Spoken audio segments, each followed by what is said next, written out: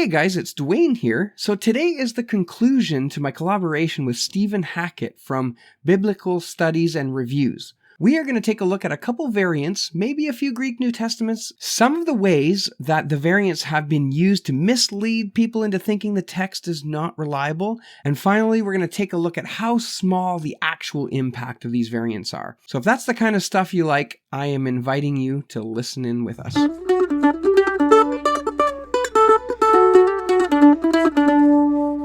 Yeah, one of these that I was just wrestling with the other day was in Ephesians, the very first chapter, first verse, does it say, the saints in Ephesus? Are they in Ephesus? And Right. some of the Alexandrian heavyweights, some of the very important Alexandrian witnesses omit in Ephesus. And what results out of this is there's this very clunky verse if you take that out.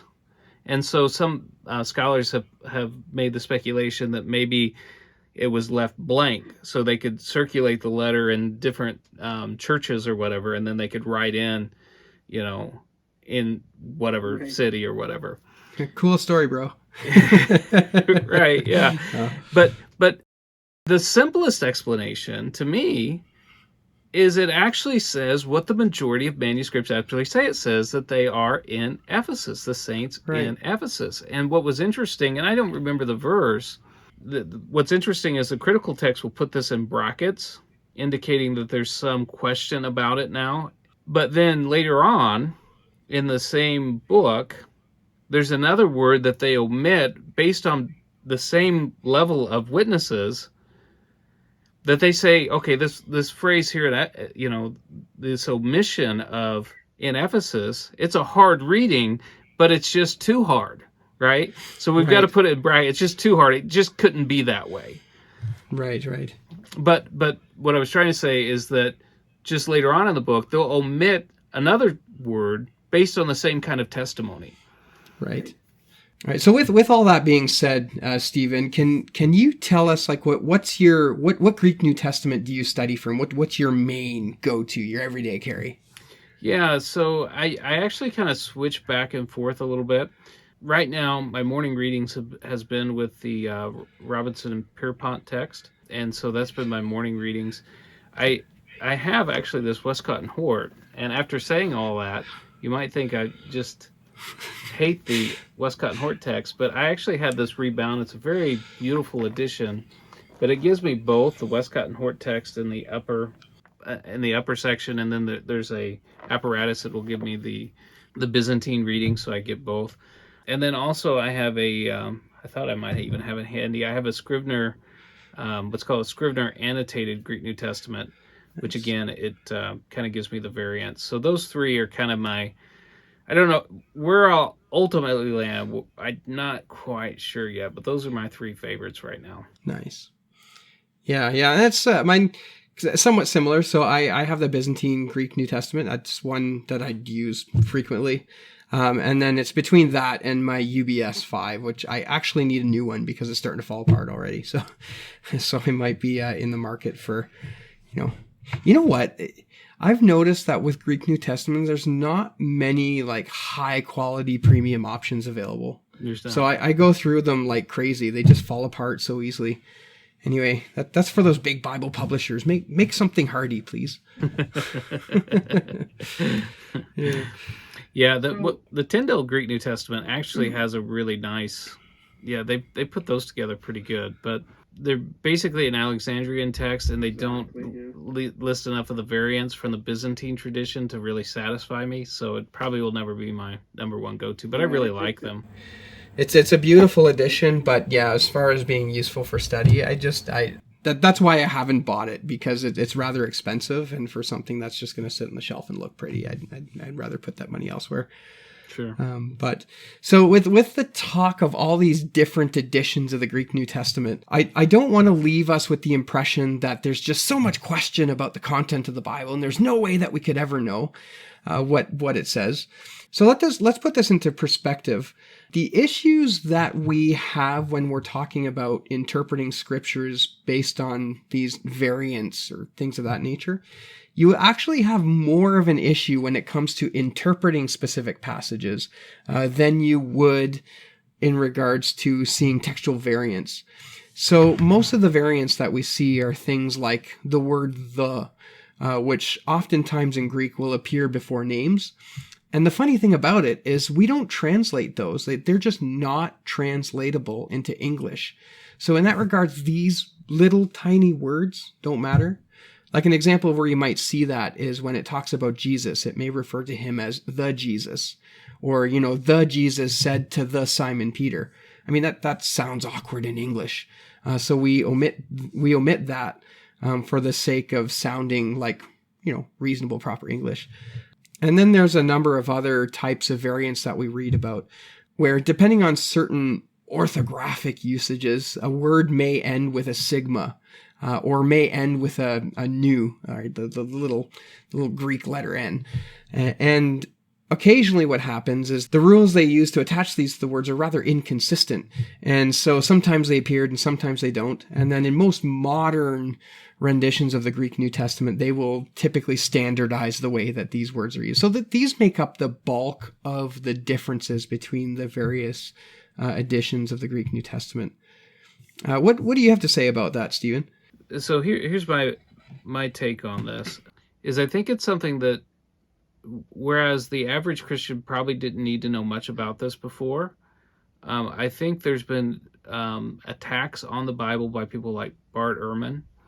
And he sold a bestseller on New Testament textual criticism, right? Just by framing it in such a way, misquoting Jesus. That sounds like such a provocative, and they made a bestseller out of something that has been for years and years and decades and even a couple centuries now has been kind of the domain of just scholars.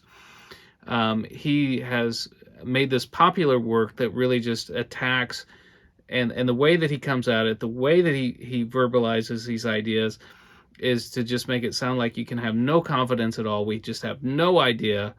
And obviously he's a textual critic and he carefully calibrates the things that he says and things like that. And all that being said, the reader of that book would come away thinking he could have no confidence opening his Bible.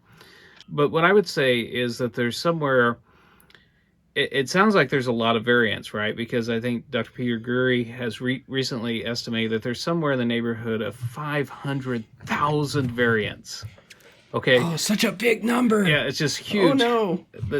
And Bart Ehrman's fond of saying there's more variants than there are words in the New Testament. But it. Christianity is over. We're done. We're done, yeah. So it just seems like you could have no confidence. It's so misleading. Because of those 500,000 differences, again, the vast majority of them are the kinds of differences you're talking about, whereas, it's a little spelling difference, something like that. So on your two extremes, you've got the Robinson Pierpont text, which is the Byzantine text. I wish I had it handy where I could lift it up. And then you have the Westcott and Hort text. These are sort of your two ends of the spectrum. And between those two texts, of those 500,000 variants, okay, you've brought it down now to about 6,000. There's about 6,000 differences between those two texts. Of that 6,000 differences, the vast majority of even those are Bible trivia kind of stuff. I mean, like definite articles like you're mentioning. And so then there's a very small group of those that will make it into a, maybe something like a pastor would be interested in, right? That he would wrestle with. And then there's a very, very tiny minority of those that would be really meaningful, translatable, and have some sort of something to it that you'd want to wrestle with. But they're vanishingly small. So that number of 500,000 comes down to dozens that might actually really want to be aware of. Yeah, and the interesting thing is, and the good thing, right, is that we have access to all of those manuscripts, right? It's not like, a manuscript is copied and then the original was destroyed, so we'd have no idea. We today have such a crazy amount of riches when it comes to New Testament manuscripts, the most attested writing in the history of writings ever, right? Nothing else has more written documents than the New Testament. So we have the ability to go back and look at them and to validate and compare and to check and see where things are. You take the Quran, for example. It had been revised and then spread out by Uthman, and he had apparently gathered everything together and put them together. But, before that, everything else was destroyed. So we don't even know whether he got it right. At least now with the New Testament, we can take the work of the text critical scholars and we can validate it against the manuscripts, which you can actually go online and see. There's many places that you can do that. I'll leave some links in the description below.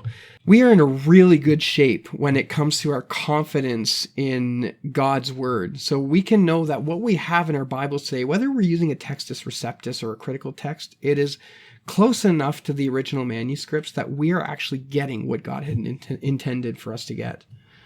Yeah, so, I as you're speaking there, I grabbed this Vaticanus Bible. Nice. Right?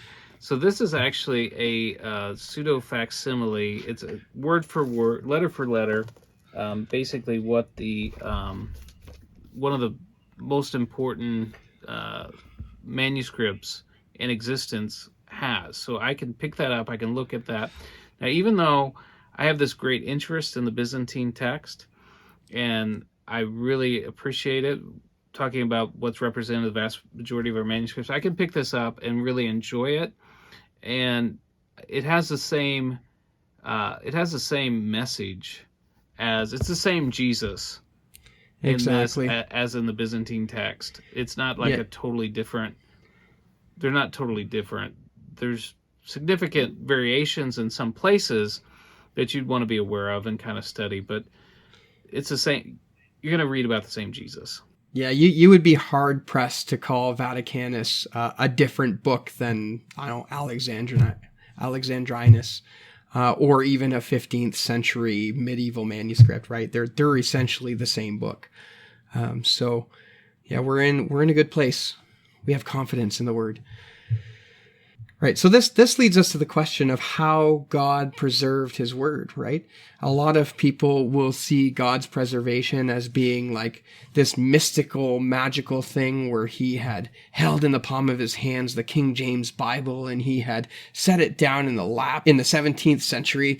And, we all have this one edition, but that's not how God preserved his word. It seems historically, if you take a look at all the data we have, that he decided to preserve his word in the plurality of all of the copyists that would bring it down through the centuries. Yeah, God's word is very well attested, and I don't think we need to have any fear that we're being led astray by these books that we've received from tradition.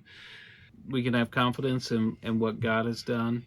There's people that will sit in the same congregations, believe the same doctrines, and read from different editions of the scriptures, and it doesn't change their fundamental doctrines. All right, Stephen. Well, thank you so much for coming on onto my channel here. I was so excited when you said you would do it. So I fired you that email and you said, yeah, we're good. So anyway, this is probably not the last time we're going to hear from you. I hope you would be willing to come on the channel and nerd out a little bit more in regards to the Greek text of the Bible. We didn't cover the Septuagint. Maybe we could do that again sometime. Well, thanks for having me on. So my default answer for anybody that wants to talk about the Bible is absolutely just about any time. So really enjoyed talking to you. Enjoy the content on your channel too.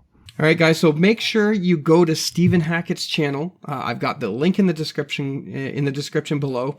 Hit that sub button and make sure to check out the cool stuff that he has coming out on a regular basis. All right, guys, that's it, brothers and sisters. Until next time, we'll see you around.